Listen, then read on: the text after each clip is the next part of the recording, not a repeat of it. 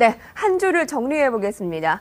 월요일에 시초가가 1832로 시작해 오늘 마감이 1870포인트대 한 주간 40포인트가량 상승해서 양봉 한 주가 됐습니다. 오늘 함께 얘기를 해주실 증권대학의 김동희 대표와 우리투자증권 정재훈 대리와 이야기를 알아보겠습니다. 두 분 어서 오세요. 네, 안녕하세요. 네, 먼저 김동희 대표님께 오늘 하루의 시장 평가를 들어볼까요?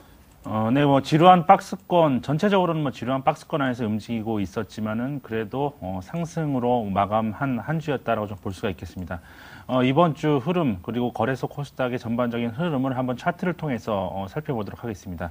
먼저 좀 코스피 일봉을 통해서 지금 종합주가지수의 위치를 살펴보면요. 저점은 계속해서 높아지고 있는 이러한 구간이고 고점은 낮아지고 있는 이러한 수렴형 패턴 안에 지금 갇혀있는 이러한 상황입니다. 이 가운데서 1850포인트를 돌파해서 1870포인트까지 상승을 했죠.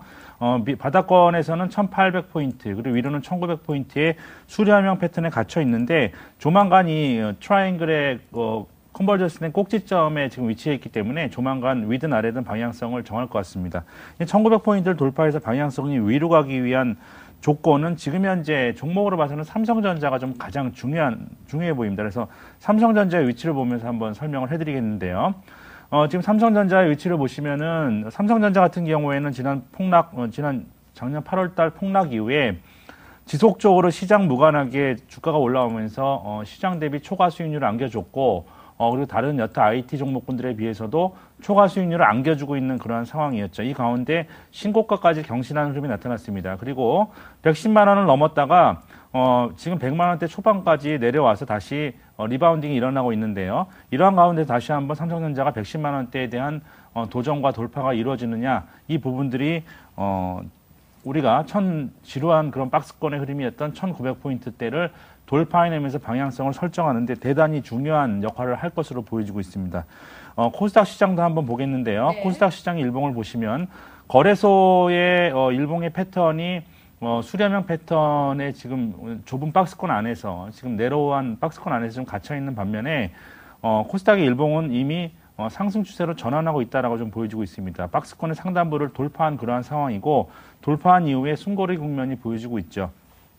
이러한 상황 속에서 최근 들어서 며칠 동안의 움직임은 정책 당국에서 감독기관에서 테마주에 대한 어떤 조사 이런 부분을 통해서 위축된 부분이 있기도 했지만 지금 시장에서 거래소보다는 훨씬 더 기술적으로 좋은 위치, 몸집이 가벼운 위치에 있기 때문에 아직도요? 예, 그렇죠. 네. 그렇기 때문에 여전히 우리가 투기적인 종목을 제외하고 성장성과 실적, 모멘텀이 뚜렷한 종목 중심으로는 대응이 유효하다라는 관점에서 우리가 볼 수 있겠고요.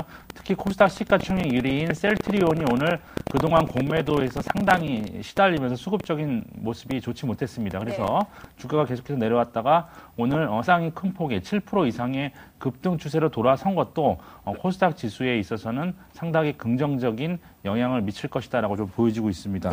이러한 상황에서 이제 수급적 측면을 한번 보시면요.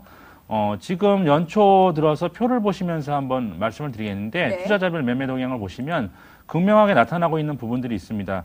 개인들은 계속해서 팔고 있는 데 비해서 외국인과 기관의 쌍끌이 매수가 나타나고 있는데 아직까지 그 강도는 강도 높게 이루어지고 있지는 못한 그러한 상황입니다만 추가적으로 외국인과 기관의 쌍끌이 매수가 나타나면서 수급이 더 개선된다면 1900포인트를 돌파하면서 추가적인 상승이 일어날 가능성이 많다. 그래서 우리는 지금 기관과 외국인의 쌍끌이 매수가 일어나는지 이 부분을 수급적 측면에서 점검해 볼 필요가 있겠고요. 또 한 가지 중요한 포인트를 말씀드리면 바로 환율입니다. 환율의 분야에서 우리가 좀 살펴볼 부분들이 있는데 지금 보시는 것처럼 지금 역시 환율 마찬가지로 변동폭이 줄어들면서 이 수렴형 패턴의 꼭지점에 위치해 있죠. 1150원대 구간에서 위로 갈 것인가 아래로 갈 것인가 지금 방향성을 설정해야 되는 구간인데 작년도 2010년 5월 달이죠. 유럽발 제1차 금융위기가 발생했을 때 똑같은 패턴을 형성했다가 이후에 환율이 지속적으로 내려오면서 주가는 반대로 계속해서 올라가면서 역사적 신고가를 돌파한 경험이 있습니다. 그렇기 때문에 1150원 밑에서 환율이 안정화되는지 여부도 대단히 중요한 그러한 변수다라고 정리를 해드리도록 하겠습니다. 네, 코스피, 코스닥, 수급, 환율까지 모두 이어서 얘기를 해주셨습니다. 주요 투자자들이 적극적으로 아직 매수에 나서고는 있지 않지만 그것이 답답하지만 최근엔 외국인들이 나흘 연속, 기관이 닷새 연속 쌍끌이 매수세가 좀 들어왔다라는 점이 눈에 띄었습니다. 대표님, 이번 주에 옵션 만기를 전후해서 프로그램 매매에 좀 휘둘리는 이른바 벡터 독장세가 나타나지 않았습니까? 네네. 프로그램이 시장 주도권을 당분간 가지고 있다라고 봐도 됩니까? 프로그램 매매라는 것은 단기적으로 영향을 미칠 수 있지만 추세적인 부분에 있어서는 영향을 미칠 수가 없는 그러한 영역입니다. 그렇기 때문에 프로그램이라든지 우리가 파생 상품의 포지션을 가지고 지금 시장의 방향성을 예측하는 것은 대단히 어리석은 짓이다라고 좀 볼 수가 있겠고요. 지금 어제 옵션 만기 때도 마찬가지죠. 옵션 만기일 그 매물 부담이 상당히 지금 매물이 누적돼 있기 때문에 매물 부담이 상당할 것이다라고 대다수 전문가들이 예측했지만 반대로 올랐습니다. 그러니까 항상 전문가들의 전체적인 컨센서스와는 만기일 날이라든지 그 이전 이후를 보면 반대로 움직이는 경향이 있다는 것이죠. 그래서 파생 상품 포지션으로 지수를 예측하는 것, 그리고 옵션 만기 결과를 예측하는 것은 뭐 부질없는 짓이다라고 말씀드리도록 하겠습니다. 네. 자, 프로그램에서는 뭐 부담이 될 수도 있고 호재가 될 수도 있지만 크게 뭐 좌지우지하지는 않을 것이다라는 뜻이 될 것 같네요. 그동안 유럽 악재는 상단을 제한했고 미국의 경제 지표 호재는 하단을 지지하는 역할을 했는데 간밤의 분위기는 좀 다르지 않았습니까? 오늘 유럽에 대한 호재를 좀 받았다라고 볼 수가 있죠. 예, 사실 그동안 이제 그 유럽, 어떻게 이제 미국 증시의 그 상황을 보면 장초에 유럽들의 악재 때문에 빠져서 출발했다가 막판에 미국 경제 지표가 호재가 나오면서 좀 꼬리를 달면서 계속 그 마지막에 장을 들어올리는 모습을 보였습니다. 네. 하지만 어제는 정확히 반대 현상이 좀 나왔었는데요. 네. 여기에 대해서 중요한 것은 이것을 보고 미 경제 지표가 다시 부진한 것으로 돌아서는 것이 아니냐에 대한 좀 그런 두려움에 대한 그 시선이 많은데요. 네. 일단 중요한 것은 방향성이 어느 정도 설정됐다는 부분인 것 같습니다. 사실 가장 중요한 지표라고 뽑을 수 있는 것들이 ISM 제조 지표랑 실업률 그리고 주택 관련 지표들인데 실업률 같은 경우는 9%를 깨고 지금 8% 초반까지 지금 계속해서 내려가는 모습을 보이고 있습니다. 따라서 모든 지표들이 100% 다 방향성을 가지고 좋게 나올 수는 없는 부분이지만 90% 이상의 지표들이 방향성이 좋은 쪽으로 선회가 있다는 점은 좀 눈여겨봐야 될 점이고 이것이 추세라고 말씀드릴 수가 있을 거고요. 더더군다나 중요한 것은 정치적인 목적과 좀 결부되어 있다는 부분도 여러분들이 생각하셔야 될 것 같습니다. 계속 말씀드리지만 56년도 이후에 실업률이 8% 이상을 유지했던 대통령들은 재선에 성공한 사례가 없기 때문에 지금 잠깐 이제 화면을 제가 준비한 게 있는데요. 네. 앞으로 이제 대선 일정이 이제 그 1월 달부터 6월 달까지 계속해서 9월 달, 11월 달 그 대선 선거까지 이어질 것으로 예상이 되는데 이 부분들이 앞으로 그 실업률과 상당히 문제를 실업률을 긍정적으로 끌어올 수밖에 없는 상황을 만들 것 같습니다. 6일까지 그 예비 경선을 통해서 대선 후보를 선정을 하고요. 9월 달 이제 전당대회를 통해서 대선 후보가 결정이 됩니다. 이거를 통해서 11월 6일 날 대통령 선거가 이어지는 이 그 대선 일정이 이제 올해부터 시작이 되는데 이 대선 일정에 대해서는 여러분들이 메모를 해놓으시고 긴 기간 동안 좀 살펴보시는 것이 필요할 거고요. 네.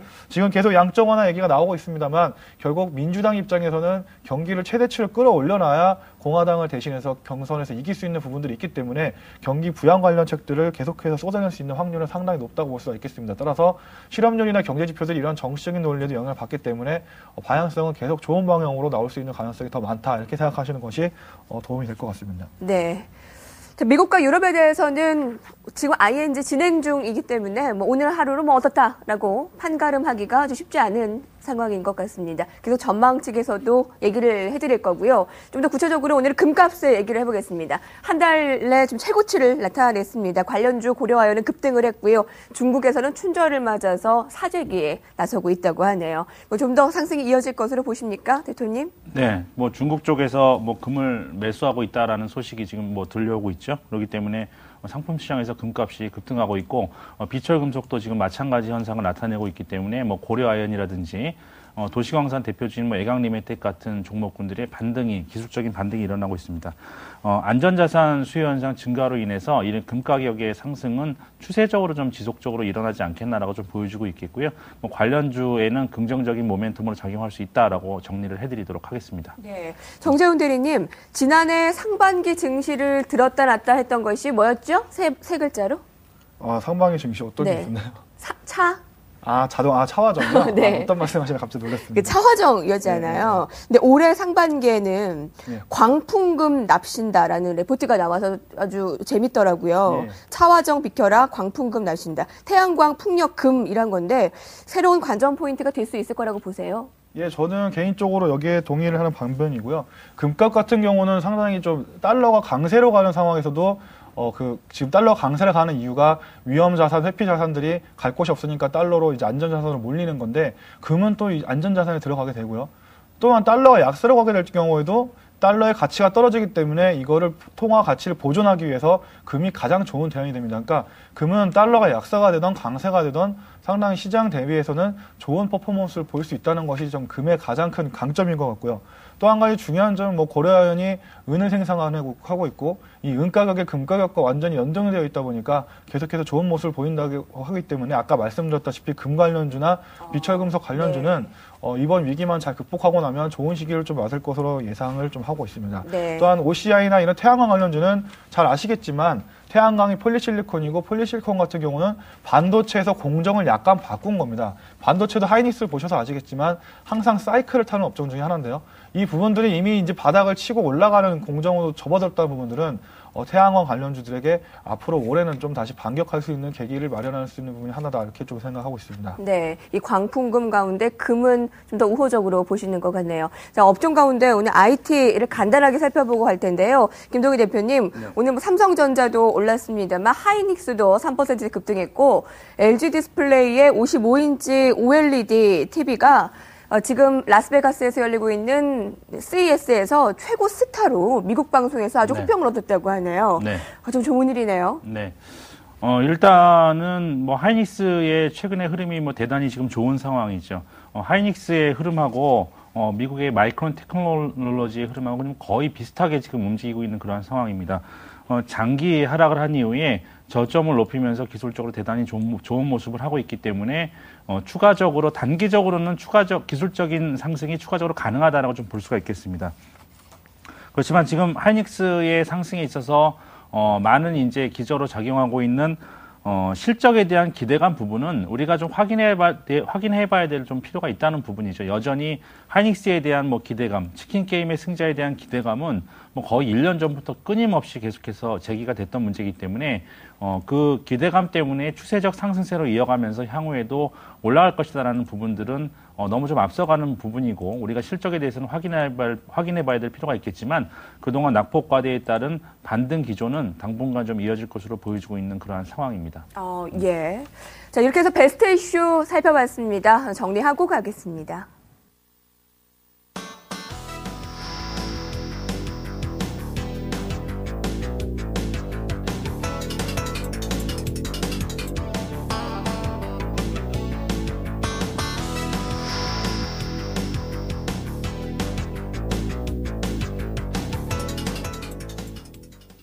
네, 오늘의 워스트 이슈는 개별 종목으로 두 분께 질문을 드리겠습니다. 먼저 김동희 대표님께는 이마트 보겠습니다. 8일째 약세 흐름인데 투자 매력이 좀 감소했다라고 볼 수 있는 건가요? 네, 그 대형 할인마트 같은 경우에는요, 뭐 두 가지 지금 리스크가 상존하고 있다라고 좀 말씀드릴 수가 있겠습니다. 뭐 근본적인 문제는 물가는 계속해서 급등하고 있고 실질 소득은 감소하고 있는 그런 상황이기 때문에 내수가 위축되고 구매력이 감소하고 있기 때문에 그런 소비 여력이 점차적으로 좀 줄어들고 있다라는 부분을 우리가 말씀드릴 수가 있겠고요. 매출에 영향을 받겠죠. 두 번째는 총선 대선을 앞두고 있고 정책적 리스크가 항상 상존하고 있는 그러한 규제에 대한 리스크가 상존하고 있기 때문에 이 두 가지 리스크에서 좀처럼 좀 당분간은 벗어나기 어려울 것으로 보여지고 있습니다. 그래서 좀 보수적인 자세로 대형마트 관련 종목군들은 좀 살펴볼 필요가 있겠다라고 말씀드릴 수가 있겠고요. 그렇지만 같은 소비주이지만 반면에 불황에 강한 이제 GS 리테일 같은 편의점 관련 종목군들은 조금 더 우리가 긍정적으로 볼 수가 있겠다라고 말씀드리겠습니다. 상대적으로 긍정적입니다. 네. 예. 업종 안에서도 약간 희비가 엇갈릴 수 있는 거군요. 정재훈 대리님께는 SBS요. 역시 8거래일 연속의 하락입니다. 실적 시즌을 앞두고 실적 부진 종목들이 자꾸 몇몇 눈에 띄어요. 이 종목도 그중에 하나고요. 예, 말 그대로 말씀하신 대로 좀 실적 부분에서 좋지 않게 좀 반영이 되고 있는 것 같고요. 또한 최근 들어서 강력한 경쟁자들이 시장에 출연했다는 부분도 좀 문제가 되고 있는 것 같습니다. 말 그대로 지금 이제 그런 다른 채널들이 계속 생겨났는데 이런 부분들이 아직까지는 그 시청률 부분에 크게 영향을 주고 있지는 않지만 지금 프로그램들이 어느 정도 자리를 잡고 좀 더 올라오는 모습들을 보인다면은 SBS로 쪽으로는 아무래도 그 경쟁자적인 차원에서는 기업 이익이 좀 줄어들 수 있는 부분들이 지금 주가에 어느 정도 반영되고 있는 상황인 것 같습니다. 또한 이런 부분들은 오히려 이제 실적이 발표되고 나서는 오히려 주가 흐름이 흐름의 하락을 멈추는 경우들이 좀 있는데 지금까지는 좀 하락세가 큰 거 봐서는 좀 보수적인 관점으로 좀 봐야 될 것 같고요. 네. 수급 또한 기관이 계속해서 매도하는 부분들은 어느 정도 실적에 대한 불확실성을 인정하는 부분이기 때문에 차트가 좀 꺾인다고 해서 사기보다는 좀 더 지켜보는 상황으로 접근하는 것이 맞는 것 같습니다. 저가 매수의 기회는 아닌 것 같다. 아직은 의견 주셨네요. 두 분 다 이번 한 주 고생 많으셨고요. 한 주 동안에 양봉 마감이 된 이후에 이제 다음 주를 우리가 대기를 하면서 전망과 대응 전략을 세워봐야겠습니다. 김동희 대표님. 네. 오늘 1870대로 조금만 올라가면 이제 1900입니다. 네. 다가갈수록 좀 차익 매물 부담이 되지 않을까도 되는 그 우려감이 있는데 어떻게 예상하십니까?